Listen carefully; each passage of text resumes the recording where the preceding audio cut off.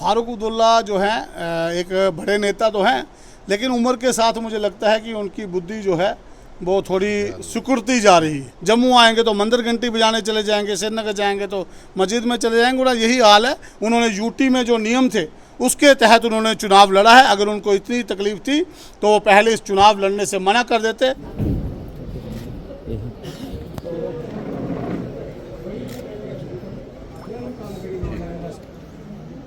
Doctor Shyama Prasad Mukherjee अमर रहे, अमर रहे।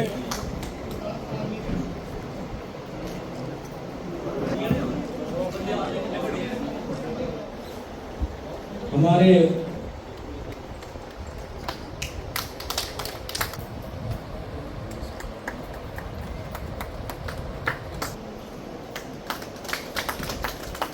प्रेमनाथ डोगरा जी को पटका पहनाकर सम्मानित करें। मंडल प्रधान सुमन बाला जी से आग्रह करूंगा कि वो हमारे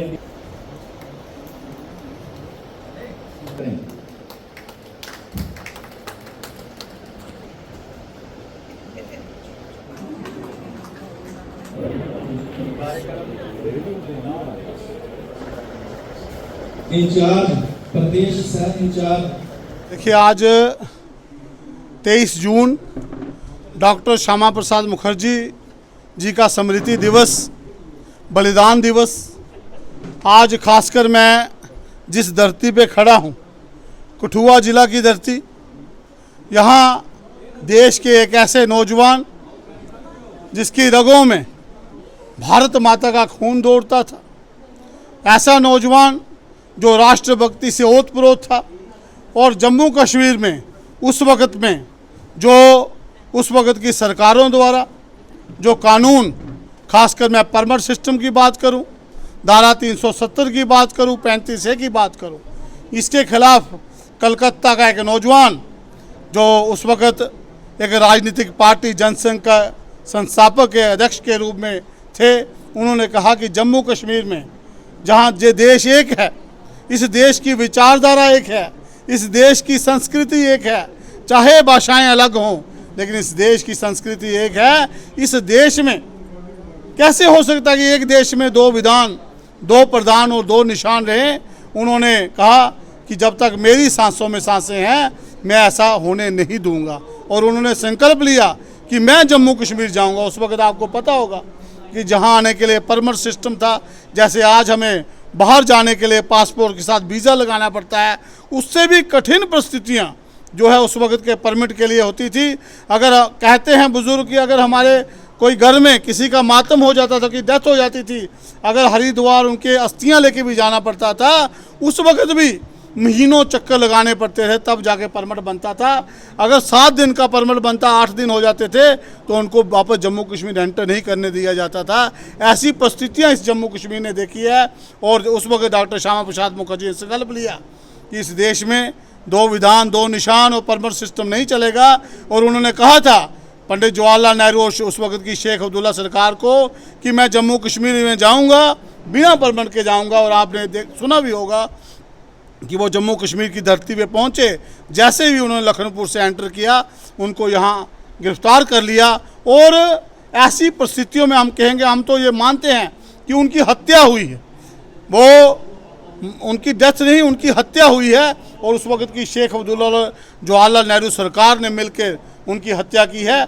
उनकी माँ बार बार ये कहती रही कि मेरे बेटे को इंसाफ दीजिए, इसकी इंक्वायरी कीजिए, लेकिन उस वक्त के शासक चाहे पंडित जवाहरलाल नेहरू हो, शेख अब्दुल्ला, उन्होंने एक इंक्वायरी कमेटी तक गठित नहीं की। आप देखें, देश का इतना बड़ा नेता उस वक्त देश ने गंवा दिया और इन्होंने इंक्वायरी तक खड़ी नहीं की। और उसी को याद करते हुए, उस बलिदान को याद करते हुए, और उसके बाद जम्मू कश्मीर में परमिट सिस्टम ख़त्म हुआ। जम्मू कश्मीर में परमिट सिस्टम ख़त्म होने के बाद आज मोदी सरकार ने उनका जो सबसे बड़ा सपना था कि धारा 370 और 35A को समाप्त करना, मोदी सरकार ने 5 अगस्त 2019 को उनका सबसे बड़ा सपना पूरा किया। आज एक देश में एक संविधान, एक विधान, एक प्रधान की व्यवस्था लागू हुई है।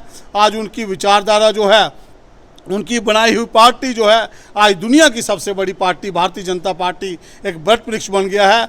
आज पूरा देश जो है मोदी जी के राज में अपने आप को संतुष्ट मान रहा है। उस वक्त उन्होंने कहा था कि सबको साथ लेना चाहिए, सब जातियों को साथ लेके हमें चलना चाहिए। और आज जो मोदी जी का मंत्र है सबका साथ, सबका विकास, सबका विश्वास और सबका प्रयास, उस मंत्र को मोदी जी ने आगे बढ़ाया है। आज मुझे पूरा विश्वास है कि आज डॉक्टर श्यामा प्रसाद मुखर्जी जी की आत्मा 2019 के बाद देश के प्रधानमंत्री मोदी जी को और हमारे जैसे करोड़ों कार्यकर्ताओं की दुआएं दे रही होंगी कि उनका सपना जो पूरा हुआ है। आज उनकी पूरी व्यवस्थाएं जो है वो जम्मू कश्मीर से लेकर कन्याकुमारी तक पूरे देश में लागू है। आज उन्हीं को याद करते हुए आज कठुआ के जिला कार्यालय में इस कार्यक्रम श्यामा प्रसाद मुखर्जी स्मृति दिवस को आज 23 जून उनके बलिदान दिवस से मनाया। सभी कार्यकर्ताओं ने पुष्पांजलि की।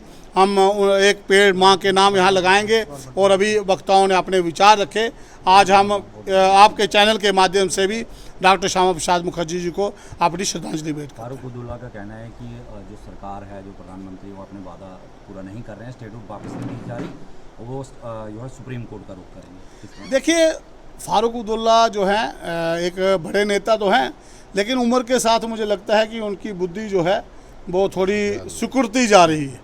और ऐसे बयान देना, कभी वो उल्टा कोई बयान देते हैं, उसको आपको भी गंभीर नहीं लेना चाहिए। उनका वो गंगा के गंगा दास, यमुना के यमुना दास। जम्मू आएंगे तो मंदिर घंटी बजाने चले जाएंगे, श्रीनगर जाएंगे तो मस्जिद में चले जाएंगे। उनका यही हाल है। उनको अब सीरियस लेने की ज़रूरत नहीं है। ये सरकार जो है पूरी व्यवस्था से चल रही है। उन्होंने यूटी में जो नियम थे उसके तहत उन्होंने चुनाव लड़ा है। अगर उनको इतनी तकलीफ थी तो वो पहले इस चुनाव लड़ने से मना कर देते, चुनाव नहीं लड़ते। ये जो देश है संविधान से चलेगा और वो संविधान से चलने वाला देश है। मोदी जी उसको चला रहे हैं। पूरी दुनिया खुश है, पूरे लोग खुश हैं, पूरी जनता खुश है।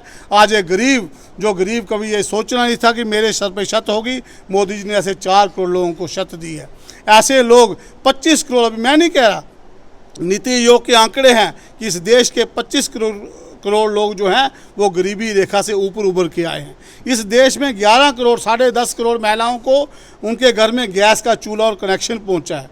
इस देश में खासकर जम्मू कश्मीर की बात करूं, जो एक आम आदमी, एक गरीब आदमी कभी हॉस्पिटल का रुख, प्राइवेट हॉस्पिटल की बिल्डिंग देख के डर जाता था, आज उसकी जेब में मोदी का 5 लाख का कार्ड पड़ा है। वो निश्चिंत अपना, निझिझक अपना इलाज कराने के लिए हॉस्पिटल में जाता है। ऐसी सभी अगर मैं सुविधाएं गिनाने की बात हूँ, जनता खुश है। मोदी जी को तीसरी बार जनता ने चांस दिया है, तीसरी बार मोदी जी सत्ता में है। और ऐसे लोग जो हैं, ये बार बार यही फारूक अब्दुल्ला है जो कहते थे कि मोदी 10 जन्म भी ले ले तो 370 नहीं उखाड़ सकता, नहीं तोड़ सकता। मोदी जी ने तोड़ के भी दिखा दी। फारूक अब्दुल्ला फिर वैसे का वैसा है। ये ऐसा ही रहेगा, इसको सीरियस लेने की जरूरत नहीं है। ये देश संविधान से चल रहा है, संविधान से ही चलेगा।